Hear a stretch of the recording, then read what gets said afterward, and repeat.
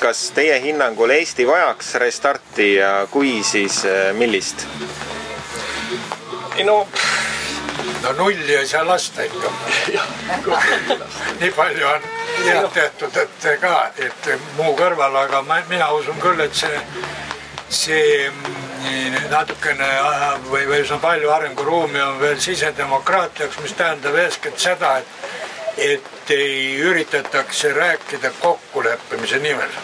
Mitte niimoodi, et nagu siin oli jutuks ka meil selle eelmisel laval, et opositsiooni ja valitsuse mineku vahel ühed ja samad inimesed muudavad diametraalselt oma käitumise. Natukene peab opositsioon naksima valitsust, see on selge, aga ei pea niimoodi, et me üldse ei mängi nüüd. Et nii lapsik ei peaks enam 20 aasta pärast olema. Seal on see ja see võti algab ilmselt sügavamalt ja meie ütleme siis valijaskond ja ega siis need ka paigale ei seis. Alguses oli ikka väga raske paljudel mõista, mis üldse toimub. Iseseisvust jah, aga mis kaudu ja kuidas seda teha ei olnud väga selge. Ma usun, et see on kogu aeg arenenud. Ja see on üks eeldus, et valijad, kui nad õpivad paremini eristama siis antud lubadusi ja nende täitmisi ja kõiki niisuguste järelduste kaudu see tase peaks tõusma. Ja see on väga hea, sest et üldiselt, nagu öelda, olulisi asju on meil palju ilusti ära tehtud ja mina olen seda juurt otsinud, et kus see võiks olla. Poliitikud, kui nad on tegevad nagu Johan Parts, siis nad räägivad selle nagu enda nimena sageli. Aga tegelikult peab see olema kriitiline mass, arukaid, töökaid ja nii edasi inimesi on Eestis olemas ja ainult sealt saab siis tulla see niisugune suhteline edu, mis meil on olnud. Minu jaoks on, alati võib ju restardist ja kõigest rääkida, küsimus on alati, mis see idee on, mis plaan on. Et see on nagu suur ja terviklik plaan sellisel juhul. Aga ma ütleksin, et kui mina nagu ütleksin, et millele seda ehitada, siis ma olen enda jaoks sõnastatud on 4 asja,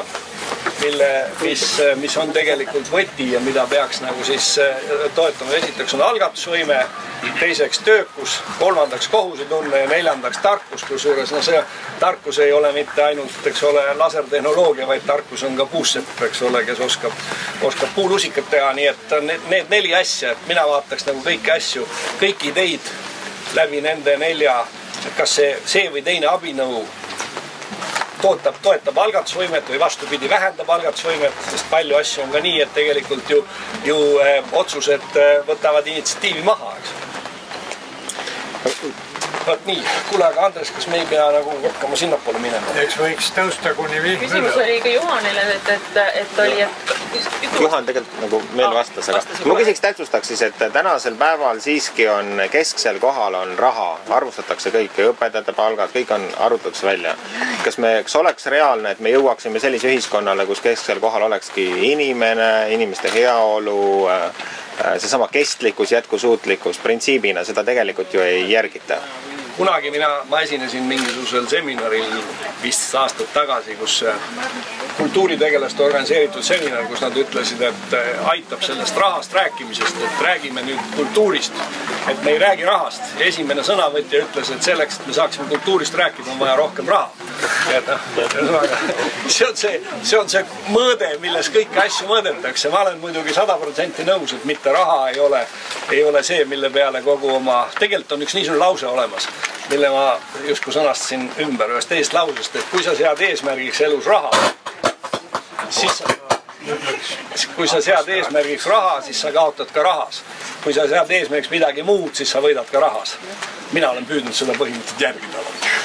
Halb on ilmselt see, et sellel maailmal on selline faas praegu, kuigi Jeesuke viskas rahavahetajad templist välja 2000 aastat tagasi, siis praegune maailm on arenenud ikkagi järjest rahakesksemaks.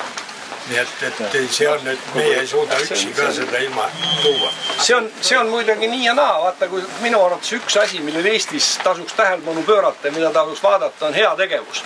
mõõta välja, kui palju siis annetatakse nagu vabatahtlikult ütleme igasuguste kultuuriürituste ja sotsiaalprojektide toetamiseks raha ja tuua neid nagu annetusi ka esile, eks ole, et see näitab ju seal on inimesed ei mõtle ainult rahast, sest nad annavad, eks ole, oma raha ära ja see on nagu Ameerikas on ju väga palju asju püsibki sellistel annetustel, eks ole, et see on üks asi, mida võiks ka Eestis mõõta ja keegi võiks mingeid ülevaateid teha.